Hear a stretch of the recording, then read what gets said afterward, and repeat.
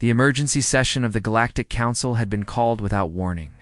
Representatives from 47 species gathered in the Grand Chamber, their voices creating a symphony of confusion and concern. At the center of the holographic display floated an image that had caused unprecedented alarm across civilized space. It was a ship.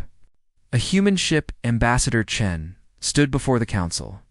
Her dark suit, a stark contrast to the colorful robes and ceremonial armor of the other delegates. She had arrived only an hour ago, and already the chamber buzzed with hostile energy. "That cannot be allowed to exist," declared High Speaker Valorix, his crystalline form shimmering with agitation. The Valorian Principality had maintained peace in their sector for 10,000 years. Their ships were beautiful things, elegant and efficient, all designed as much for comfort as for the rare occasions when force was needed. The hologram rotated slowly, showing every angle of the human vessel. It was massive, nearly twice the size of a standard council dreadnought. But size was not what frightened them. "Explain this monstrosity," Valorix continued, pointing at the image with one slender appendage. "Your people have been part of the galactic community for barely 3 decades, yet you bring this weapon into our space." Chen stepped forward calmly. "Honorable council members, may I present the UES Indomitable, humanity's first capital-class warship. She was built in the Mars orbital shipyards over the course of 4 years and represents our commitment to defending not just our territory, but our allies as well." Defending. A Kashari delegate rose from his seat, his fur rippling with distress. Dr. Telvin was known as a voice of reason, but even he seemed disturbed. "Ambassador Chen, I have studied the specifications your government provided. This vessel has no diplomatic quarters, no cultural exchange facilities, no comfort sections for the crew. It is nothing but weapons, armor, and the bare minimum to keep people alive." Chen nodded. "That is correct." The chamber erupted in shocked voices. Several delegates activated their translation devices simultaneously, creating a cacophony of overlapping protests. "Order." Valorix's voice cut through the noise. "Ambassador, you admit this freely? Your ship violates every convention of civilized warfare. Where are the crew recreation areas? Where are the medical spas for recovery? Your own schematics show that 70% of the vessel is dedicated to weapons systems and armor plating." 73%, actually, Chen corrected. "The remaining 27% includes crew quarters, medical facilities, life support, and command centers." A representative from the Quill Collective, a species of avian diplomats, spoke up. Her voice was sharp with concern. "We have reviewed the technical data. Your ship has 3 separate hull layers. Each one can seal independently. Your medical bay can handle 5,000 casualties simultaneously. Your weapons continue to function even if primary power fails. Why would anyone build such a thing unless they plan to use it?" Chen's expression remained calm, but something flickered in her eyes. "May I ask the council a question?" Valorix gestured for her to continue. "How long has the Valorian Principality been at peace?" 10,214 years, Valorix answered with evident pride. "And the Kishari Accord?" Dr. Telvin responded, 8,000 years, though we had minor border disputes 2 centuries ago." Chen nodded slowly. "The human species achieved global peace 31 years ago. Before that, we had 2 world wars that killed over 100 million people. We had countless smaller wars, civil conflicts, and struggles for survival. We nearly destroyed ourselves 17 times by our own count." The chamber fell silent. "We do not build ships like the Indomitable because we want war," Chen continued. "We build them because we remember what it costs to lose one. Every redundant system, every backup power source, every compartment that can seal and operate independently, these are lessons written in the blood of our ancestors." "That is barbaric," whispered a delegate from the Harmonious Union. "Haps," Chen agreed. "But it is also human. We design our ships to survive the unsurvivable because we have lived through the unsurvivable. When a human ship fights, it fights with the knowledge that surrender might mean extinction. So we build ships that refuse to die." Valorix's form dimmed slightly, a sign of deep thought among his people. "The council must deliberate on this matter. We cannot allow such a weapon to move freely through civilized space. It sets a dangerous precedent. I understand your concerns, Chen said. Humanity requests that an inspection team be allowed to tour the Indomitable. See for yourselves what we have built and why. Judge us not by your standards alone, but by our history and our intentions. After brief consultation, Valoric spoke again. The Council agrees. An inspection team will be assembled and will board your vessel within 3 cycles. Until their report is delivered, the Indomitable must remain at the outer markers of this system, agreed, Chen said. Bowing slightly as the session adjourned, delegates hurried to their communications arrays. Within hours, news of the human warship had spread across the galaxy. Some called it a marvel of engineering. Others called it a weapon of terror. In the bars and meeting places of 1,000 worlds, people gathered to watch footage of the Indomitable. They saw its scarred practice armor, its bristling weapon arrays, its cold, functional design. They saw a ship that looked like it was built to fight until the universe itself grew cold. Fear spread like wildfire in the disputed reaches. In the dark spaces between civilized systems, the Kroll swarm heard the news. The War Queen clicked her mandibles in what might have been laughter. The soft species of the Council had grown comfortable, weak. But these humans had built something interesting. Perhaps it was time to test them. As Chun's shuttle departed the Council station, she looked back at the hologram of her ship still displayed in the chamber. The Indomitable hung in space, like a dark promise. She whispered to herself, "They have no idea what's coming." But she was not talking about humanity. She was talking about the galaxy itself, about to learn what happened when you pushed a species that had learned to survive against all odds. The inspection would come. The judgment would follow. But Chen knew the truth that the Council would soon discover.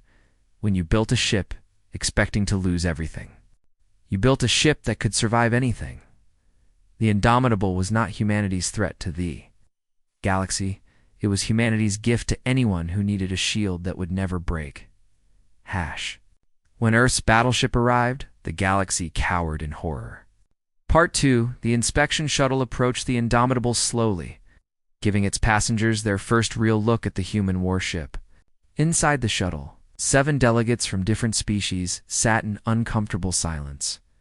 Dr. Telvin pressed his face against the viewport, his keen Kashari eyes taking in every detail. The ship was even larger up close, its hull a dark gray that seemed to absorb light rather than reflect it. Weapon turrets dotted its surface like the spines of some ancient beast. "It looks dead," whispered Counselor Myra, a Quill Collective member. Her feathers lay flat against her body, a sign of deep unease. "It looks efficient," corrected Valorian Inspector Kellis, though even his usual pride seemed dampened. Captain Sarah Okonkwo met them at the airlock. She was a tall woman with dark skin and eyes that had seen too much combat. Her uniform was plain, functional, without any of the decorative elements common in Council militaries. "Welcome aboard the Indomitable," she said, her voice carrying the weight of command. "I'm Captain Okonkwo. I'll be your guide today."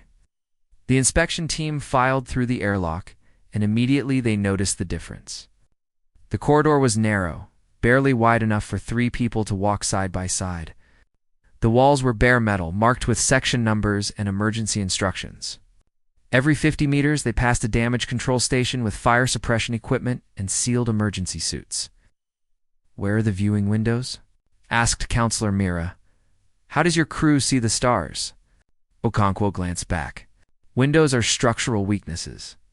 We have observation decks in the center of the ship, away from the hull. But most crew members view space through monitors." Cleese ran his hand along the wall. "This is not normal hull plating." "What is this material?"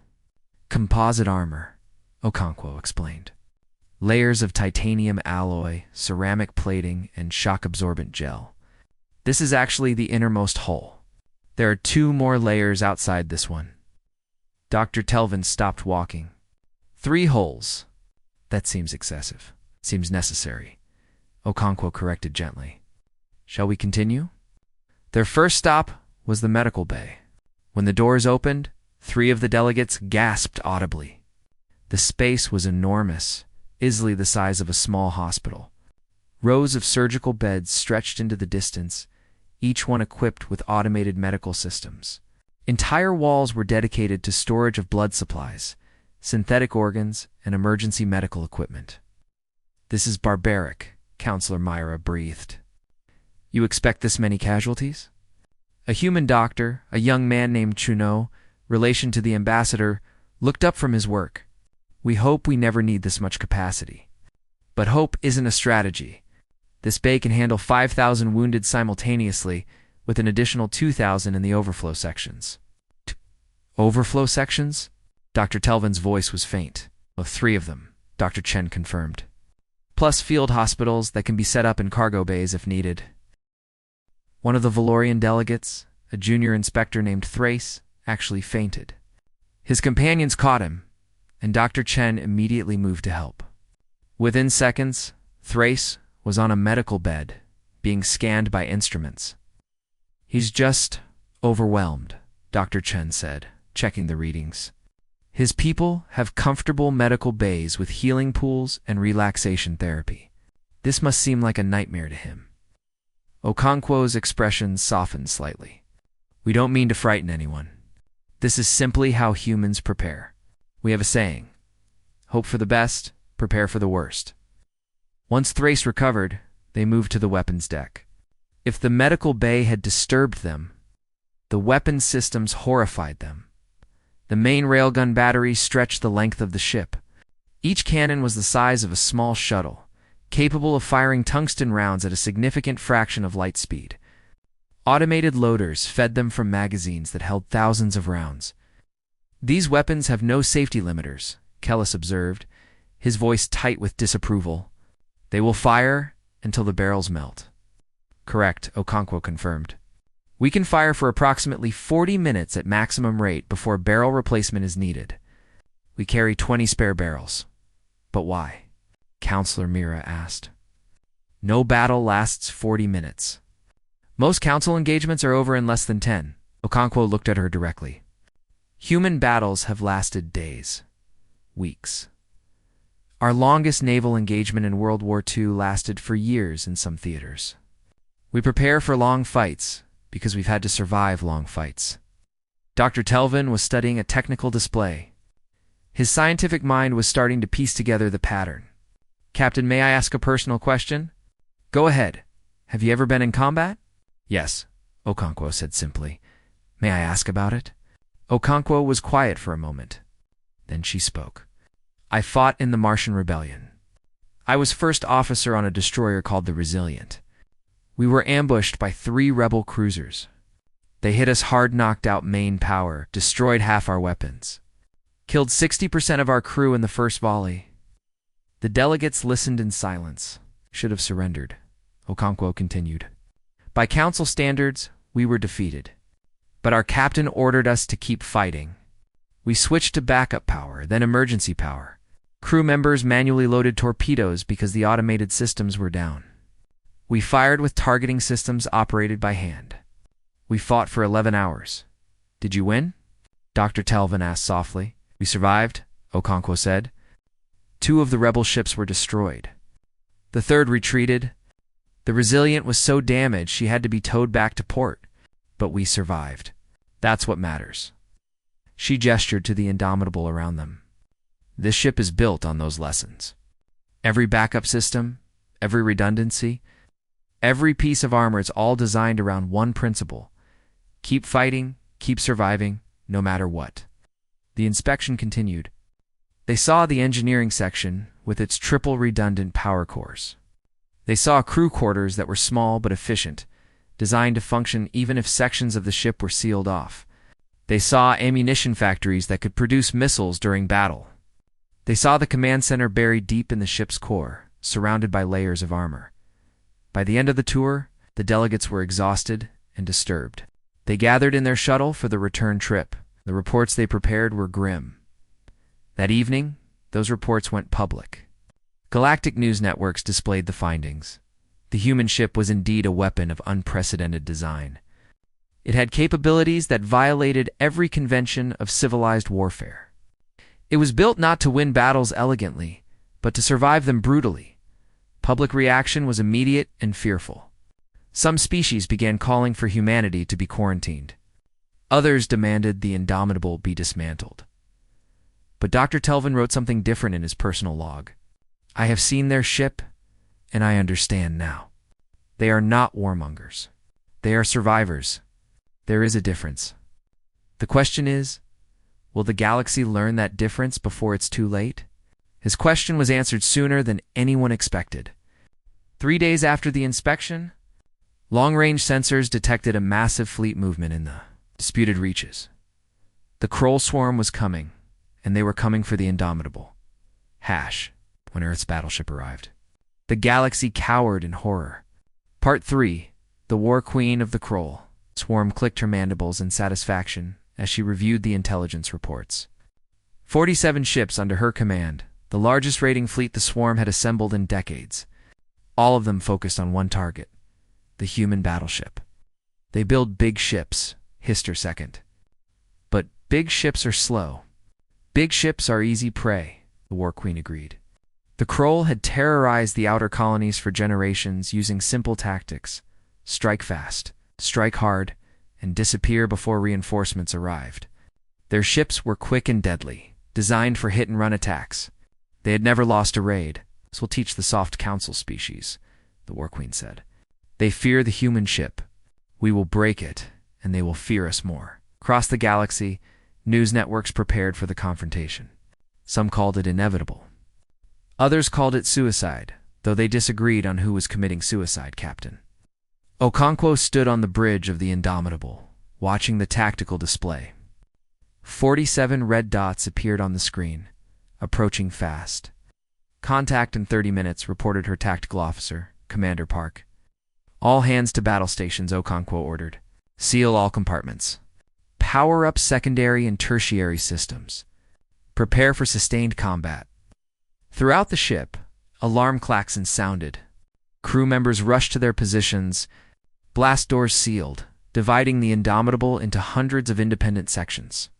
Each section had its own life support, its own power supply, its own weapons control. If the ship was cut in half, both halves would keep fighting. On the Council observation ship stationed at a safe distance, Dr. Telvin and other delegates watched in horrified fascination. The Kroll fleet was massive by their standards. Any Council ship would have called for reinforcements immediately. The Indomitable sat alone in space, waiting. "They're not running, Counselor," Myra whispered. "Why aren't they running?" "Because they're human," Dr. Telvin said quietly. The Kroll struck like a meteor storm. All 47 ships opened fire simultaneously, unleashing a barrage that would have vaporized any Council vessel. Energy beams, plasma torpedoes, and kinetic rounds slammed into the Indomitable's hull. The observers watched the sensors in horror as the outer armor plating began to disintegrate. Massive sections of the hull simply ceased to exist under the onslaught. "They're destroying it," Kellis said, his voice filled with grim satisfaction. "The human arrogance is being punished." But Dr. Telvin was watching the sensor readouts more carefully. "No," he said. "Look at the power signatures. The ship is still at full combat capacity." On the Indomitable, Okonkwo gripped her command chair as the ship shuddered. "Outer hull integrity down to 40%. Sectors 7 through 12 are gone. Weapons status?" she asked calmly. "All primary batteries operational. No damage to core systems. Return fire. Target the closest ships. Make every shot count." The Indomitable's railgun spoke with thunder. Tungsten rounds crossed space at incredible velocity, slamming into Kroll vessels. The insectoid ships were fast, but they were also lightly armored, built for raiding, not sustained combat. The first Kroll ship exploded, its reactor breached by a direct hit. Then a second. Then a third. The War Queen screamed in rage. "Concentrate fire! Tear that ship apart!" The Kroll focused their entire fleet on the Indomitable. The human ship's outer hull was now completely gone, exposing the second layer. Weapon impacts tore into the intermediate armor. Whole sections of the ship went dark as power conduits were severed. Inside, crew members fought to survive. In Sector 15, a plasma torpedo breached the hull, killing 37 people instantly. The survivors sealed the breach and kept firing their weapons manually. In Sector 23, life support failed. The crew donned emergency suits and continued their duties. Commander Park's console exploded, throwing him backward. 2 junior officers immediately took his place, blood streaming from cuts on their faces. "Sir, we have internal fires in Sectors 9, 11, and 18, reported the damage control officer. Medical Bay 2 is requesting emergency evacuation. Negative, Okonkwo said. Every section fights until ordered otherwise. Reroute medical to Bay 1 and 3. The battle raged for hours. The Kroll had expected a quick victory, but the human ship refused to die. Every time they thought they had destroyed a critical system, backups activated. Every time they breached a section, it sealed itself off and kept fighting. Dr. Telvin watched in awe. They're losing, he said. But they're not stopping. Is there a difference? Asked Mira, as Telvin breathed. There is absolutely a difference. The Kroll were starting to realize their mistake. Their ships were taking losses. 7 destroyed, 14 damaged, and the human ship was still firing. The War Queen had never experienced anything like this. Pull back, she ordered. Reform at distance. But the Indomitable didn't let them retreat peacefully. Its missiles, fired from internal factories that had been producing ammunition throughout the battle, pursued the fleeing Kroll. 3 more ships were destroyed in the retreat. When the Kroll finally pulled out of range, the battlefield fell silent. The Indomitable hung in space, a broken wreck. Its outer hull was gone. Its second hull was shredded. Whole sections of the ship were exposed to vacuum. It was leaking atmosphere, trailing debris and listing to one side. But its weapons were still powered. Its engines still functioned. And on every active monitor, the same message displayed. We are still here. Okonkwo stood on her damaged bridge, breathing heavily.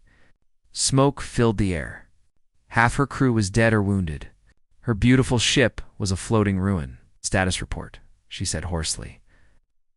We have 37% combat effectiveness remaining, came the response. All primary systems are operational on backup power. Medical bays are overwhelmed. Casualty count is over 2,000? Okonkwo closed her eyes briefly. 2,000 of her people. Dead or wounded because she had chosen to stand and fight? She asked. 10 ships destroyed. 19 damaged. They've retreated to the system's edge. Communication came through from the Council observation ship.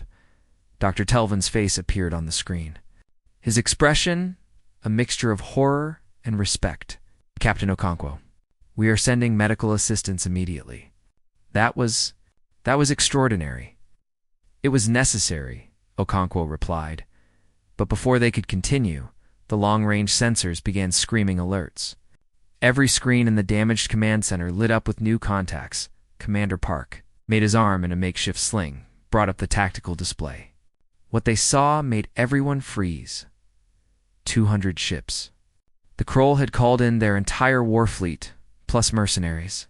An armada that dwarfed their previous force, and they were all headed for the Indomitable. Estimated time to arrival?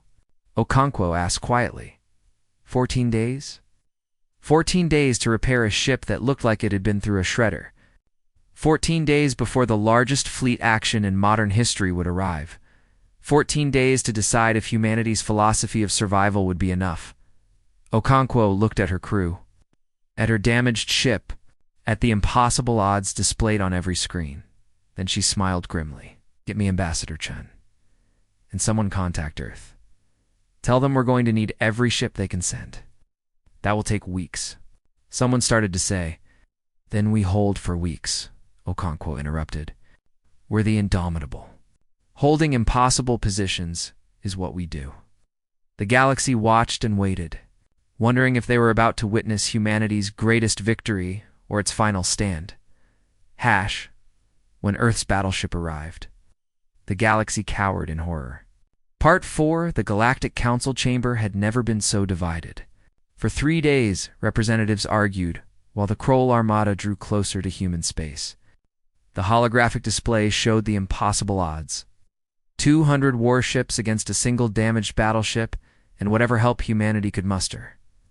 High Speaker. Valoric stood at the center of the chamber, his crystalline form dim with exhaustion. The motion before us is simple. Do we intervene? Absolutely not, declared Speaker Thane of the Harmonious Union. The humans brought this upon themselves with their barbaric war machine. Let them face the consequences. With respect, Dr. Telvin rose from his seat, his fur rippling with barely controlled emotion that is short-sighted. If the Kroll crush humanity's military strength, who do you think they will target next? They've already begun recruiting mercenaries from our own territories. Counselor Myra nodded. Dr. Telvin speaks truth. We have intelligence that suggests 3 council member species have rogue military groups joining the Kroll for profit. This is no longer just humanity's problem. It never was just their problem, added Ambassador Chen, who had been granted speaking privileges. The Kroll have raided outer colonies for decades. They take slaves, destroy settlements, and retreat before any response can be organized. We chose to stand against them. That does not make us barbaric. It makes us brave.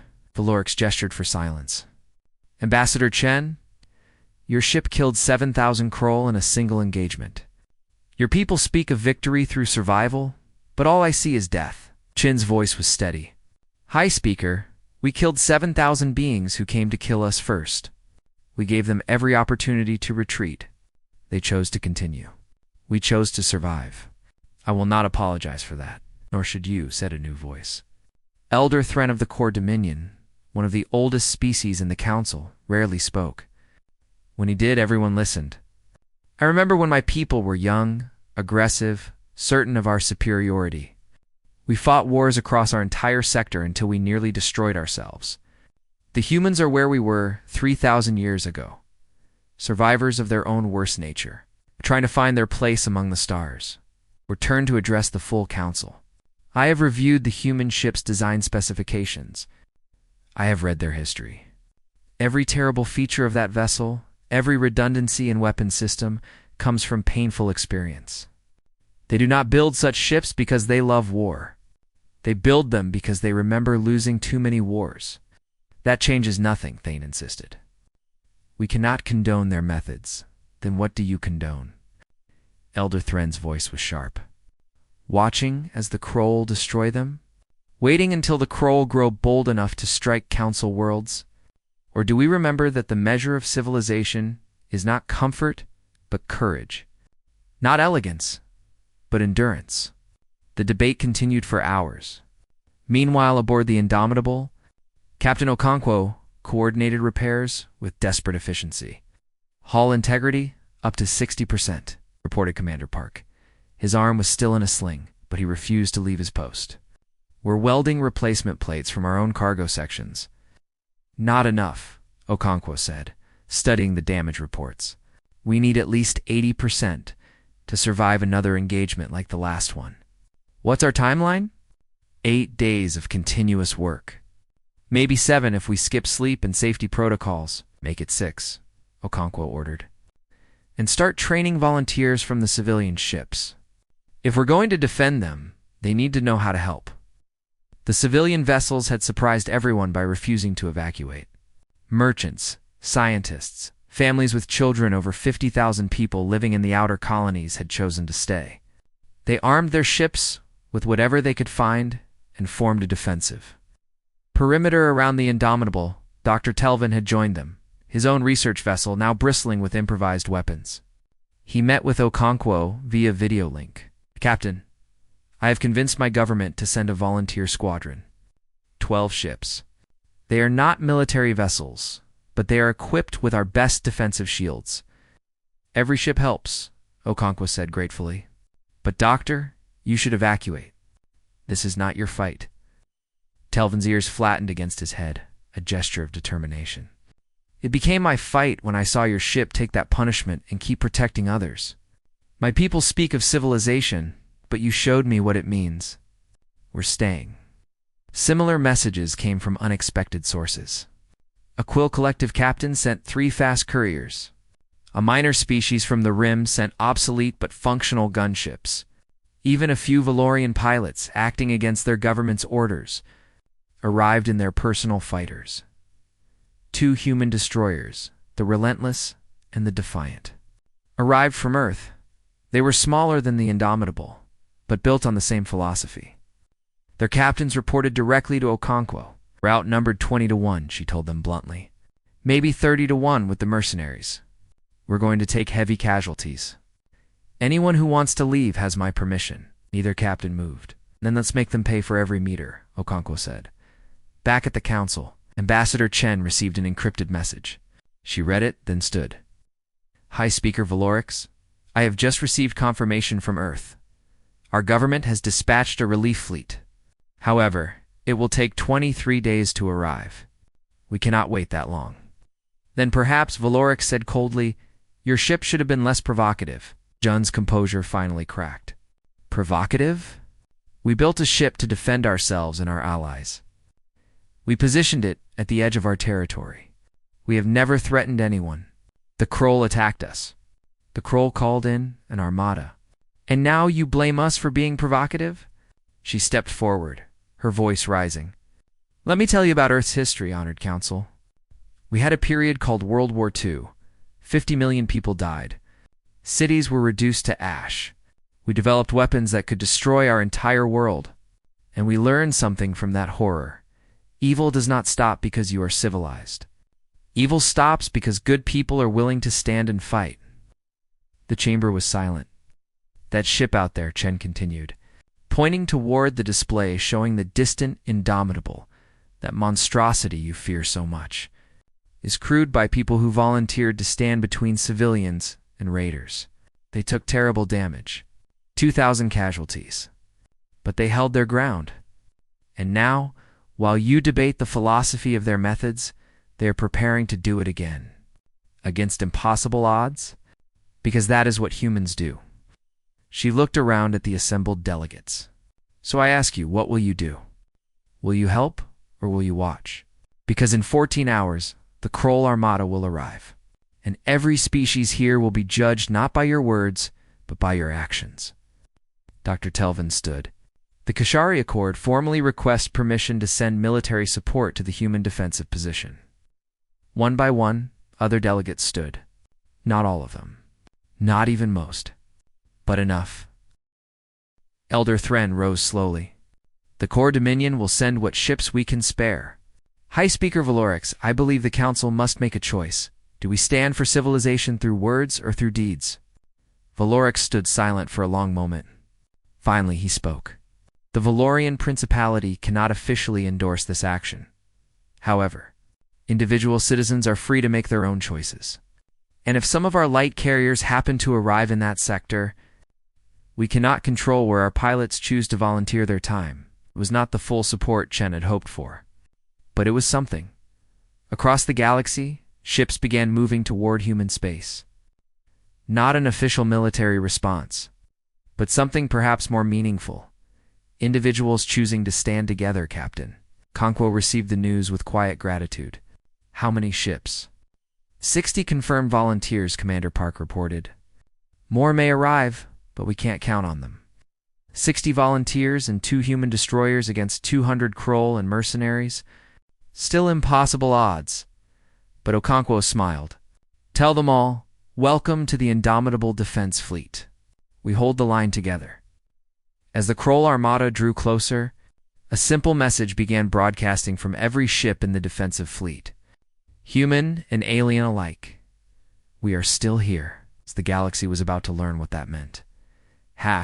When Earth's battleship arrived, the galaxy cowered in horror. Part 5, the Kroll War Queen surveyed her armada with satisfaction. 200 warships, the largest fleet the Swarm had ever assembled. Mercenary vessels from a dozen species joined her formation, hungry for the promise of plunder. "The human ship is damaged," her tactical advisor reported. "They have some support now, but nothing significant.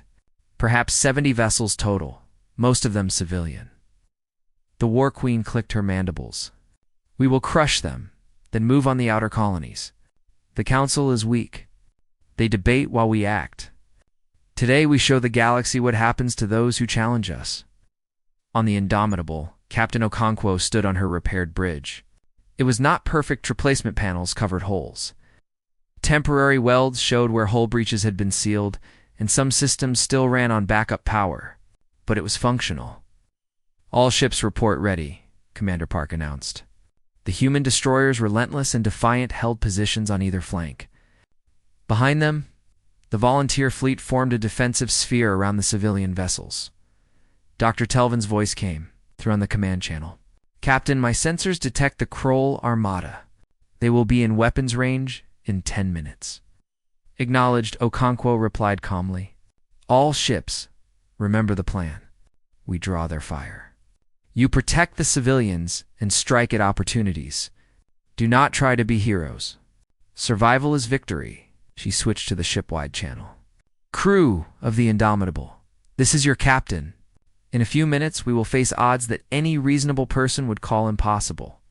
They will throw everything they have at us. We will take damage. We will lose people. Some of us may not survive." The crew listened in silence. "We will hold," Okonkwo continued. "Because behind us are 50,000 civilians who chose to trust us.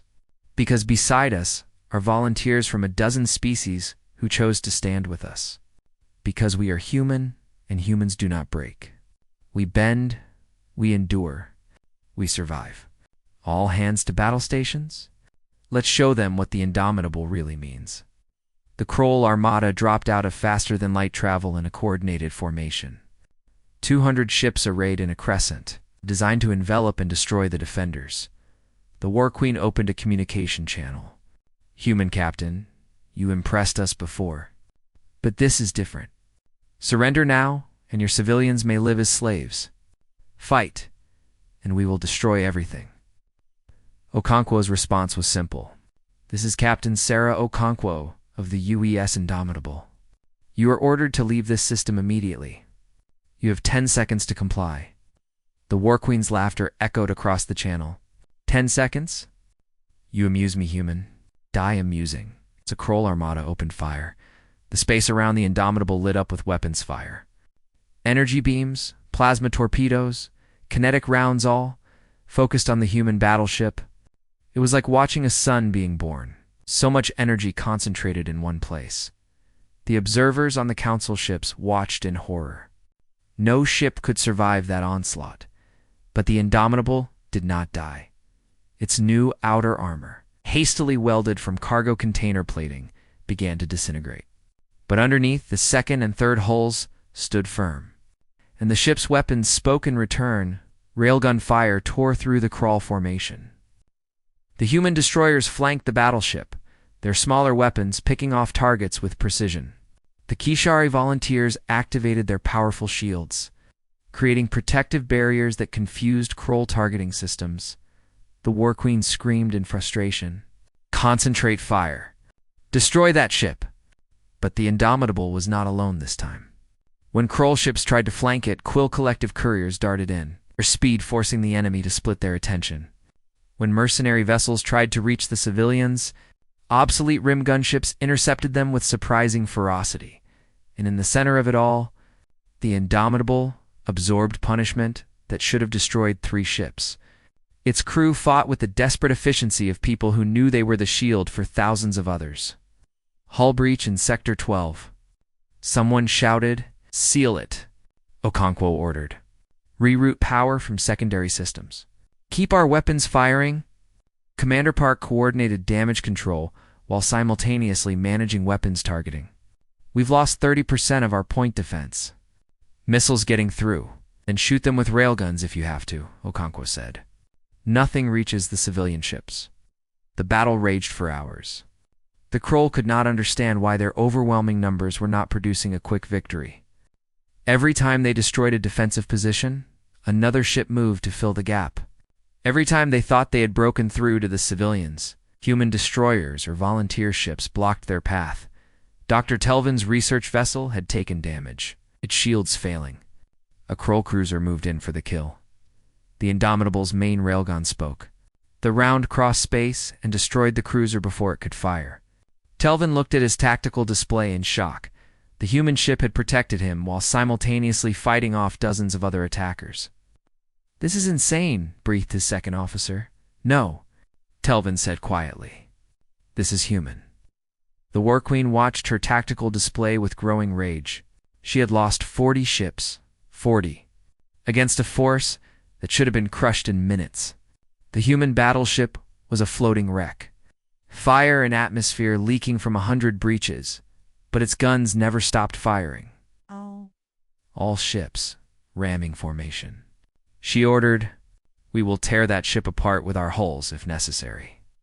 20 Kroll vessels accelerated toward the Indomitable, preparing to crash into it. "They're going for ramming attacks," Park reported. Okonkwo made a decision that would have seemed insane to any other captain. "Full power to engines. Helm, take us toward them. If they want to ram, let's make it mutual." The Indomitable surged forward, its battered hull accelerating toward the incoming Kroll ships. The defenders watched in shock. What was the human captain doing? Okonkwo knew exactly what she was doing. The Kroll ships were fast but fragile. The Indomitable was damaged, but still massive, still armored. At the last moment, she gave the order, "Fire all forward weapons. Point-blank range." The Indomitable's railguns fired straight into the approaching Kroll vessels. At such close range, there was no dodging. Kroll ships exploded, their debris bouncing off the human battleship's remaining armor. The War Queen's flagship tried to avoid the wreckage and collided with the Indomitable's port side. Metal screamed as the two ships ground against each other. "Boarding teams, now," Okonkwo ordered. Human Marines, who had been waiting for exactly this moment, launched from airlocks.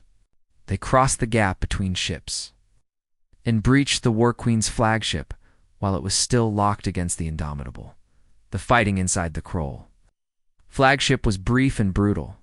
The War Queen, seeing her command center breached, tried to detonate her ship's reactor. A human sergeant named Rodriguez shot the self-destruct controls before she could complete the sequence.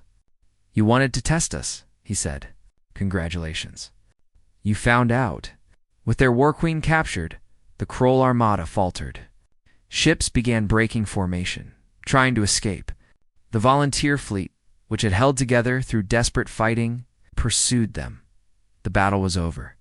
The cost had been terrible. The Indomitable was barely functional, held together by weld and determination. It had lost over 3,000 crew members. The human destroyers were severely damaged. 15 volunteer ships had been destroyed, and dozens more were crippled, but the civilians were safe. Not a single civilian vessel had been lost. Captain Okonkwo sat in her damaged command chair, barely able to stand. Medical teams were trying to evacuate her to the medical bay, but she refused. "Status report," she said hoarsely. "Enemy fleet is in full retreat," Park reported. He was crying, though. Whether from exhaustion, relief, or grief, even he did not know. "We've captured the War Queen. 53 Kroll ships destroyed. 97 damaged or retreating. The mercenaries all fled when the Kroll broke." Okonkwo closed her eyes. "And our people. 3,147 dead. Another 2,000 wounded. Ship integrity at 28%.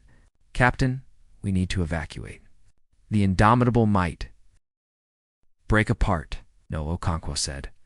"We stay until every wounded person is safely transferred. We stay until every civilian is accounted for. We stay until the job is done." Messages began flooding in from across the galaxy. The battle had been broadcast by Council observers. Billions of beings had watched the impossible defense. Elder Thren sent a personal message. "Captain Okonkwo, you have shown us what we had forgotten. Civilization is not measured by comfort or elegance. It is measured by the courage to protect others, even at terrible cost. The Core Dominion formally requests an alliance with humanity." Dr. Telvin's message was simpler. "You saved my life 3 times during that battle. You saved 50,000 civilians. You saved all of us. Thank you does not seem adequate, but thank you." Even High Speaker Valorix sent a brief communication. "The Valorian Principality acknowledges that we may have misjudged your intentions. We wish to discuss deeper cooperation." 6 months later, the Galactic Council held a ceremony at their central station. Captain Okonkwo, still recovering from her injuries, stood before the assembled delegates. The Indomitable floated in the distance, undergoing extensive repairs. Dr. Telvin presented her with the Council's Star of Valor, their highest honor. Captain, your ship terrified us.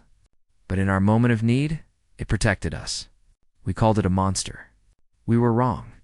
It is a shield. During the reception, a young Valorian approached Okonkwo. Captain, I have been authorized to ask, will humanity build more ships like the Indomitable? Okonkwo looked out at the stars. We hope we never have to. We truly do. But if we must, yes, we will build them to last. Because that is what humanity does we endure. The Indomitable, repaired and modified with input from a dozen allied species, eventually returned to service. At Okonkwo's insistence, they kept some of the battle damage visible on the hull scars that told a story. On its prow, a new inscription appeared in every language of the Council. We are still here. The galaxy no longer cowered in horror at humanity's battleship. Instead, they took comfort in knowing it stood watch. Because they had learned the truth, the most terrifying ship in the galaxy, it was not terrifying to those it protected. It was home.